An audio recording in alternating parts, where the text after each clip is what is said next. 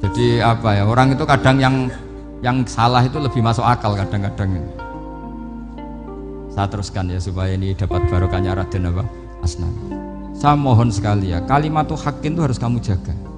Caranya jaga ya tadi. Kalau kamu tidak bisa ilmu mantek, misalnya al-alam mutaghayyir wa kullu mutaghayyir hadis la budda min muhdits, itu kenjelimetan.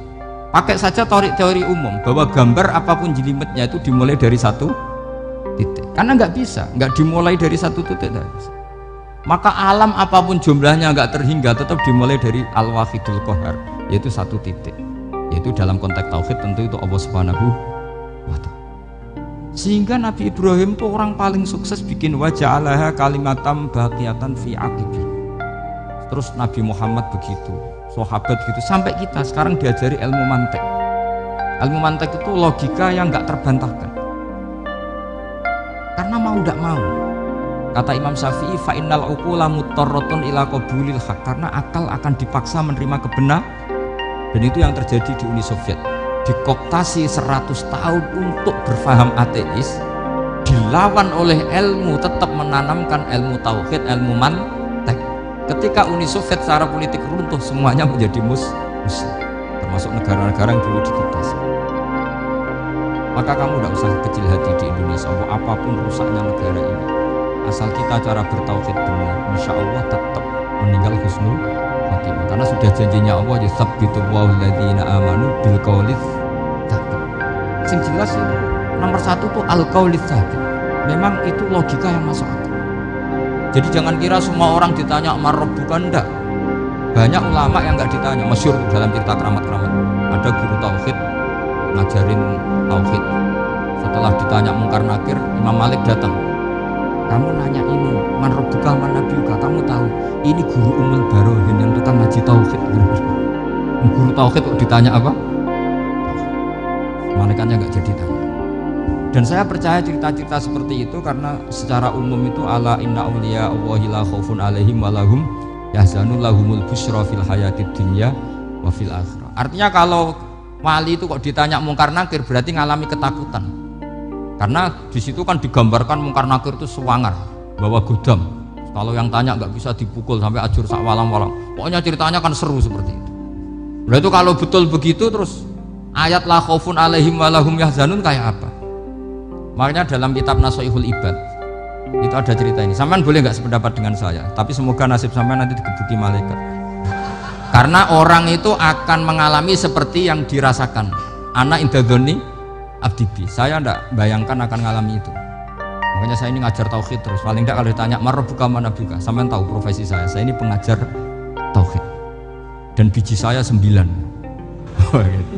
Dulu saya di MGS, kalau ada teman bijinya tauhid kok 4, terus gak ahli swarga, tauhidnya jeblok. Dari kalau bijinya 4 terus gak ahli swarga, tauhidnya apa? Jeblok. Tapi yang bijinya 9, oh ya ahli swarga, tauhidnya itu saya dulu bijinya 9. Terus 9 terus sampai tamat. Karena gak ada biji 10. Karena kalau 10 itu kan terlalu sempurna, gak baik lah manusia kok sempurna gitu. Jadi sudah 9 aja kan. Tapi sebetulnya pantasnya ya dapat 10. Mergo saake, mergo tenan ndak tahu ya. Di Nasoihul Ibad itu ada cerita gini dan saya percaya itu. Di sarahnya juga di sarah apa itu di sarah Senawawi. Pokoknya saya kalau ingat Raden Asnawi pasti ingat Senawi. Saya tidak memastikan apa murid guru apa saling istifadah, yang jelas itu teman dekat, teman filim. Sayyidina Ali itu pernah minta kasyaf sama Allah. Saya percaya tidak semua orang alami marabbuka ditanya itu. Ya Allah, saya minta kasyaf itu ngerti alam gaib, ingin tahu Umar. Jadi diam-diam Sayyidina Ali itu ya mangkal sama Sayyidina wong kok kerasing anggar wong kok tahu disentak jajal wani nyentak malaikat Taurat itu kata Sayyidina.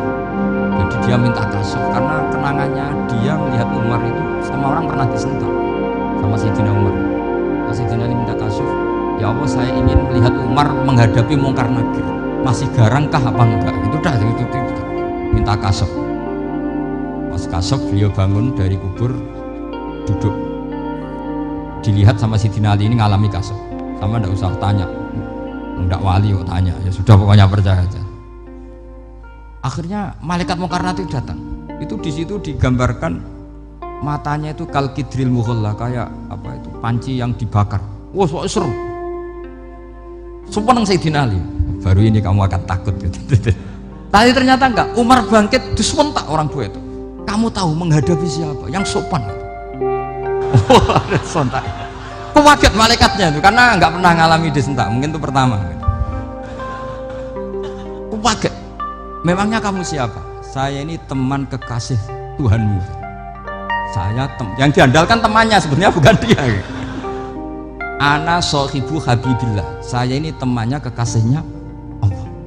Jadi dia ngandalkan temannya sebetulnya, bukan ngandalkan dirinya. Oh, kamu temannya Nabi Muhammad? Iya, saya Umar, temannya Nabi Muhammad. Kamu harus hormat sama temannya kekasihnya. Wah, terus mulai itu. Akhirnya matur Allah, ya Allah, apakah prosedur seperti ini bisa dinego? Terus sama Allah, oh iya katanya, kamu kalau menghadapi kekasih saya jangan seperti itu katanya. Semenjak itu beliau sopan santun, dua mungkar nakir gitu.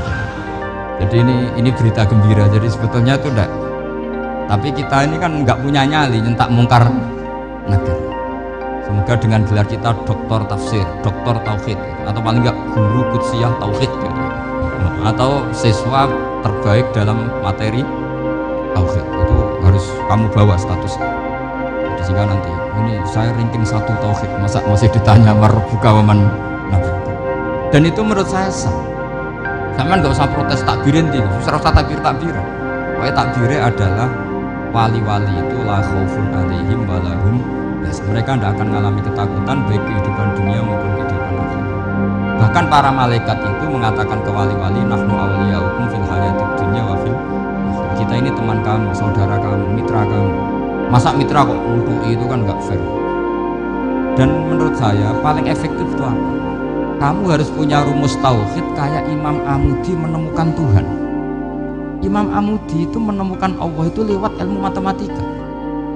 Dan itu Allah saking senengnya disuruh ngajari para malaikat.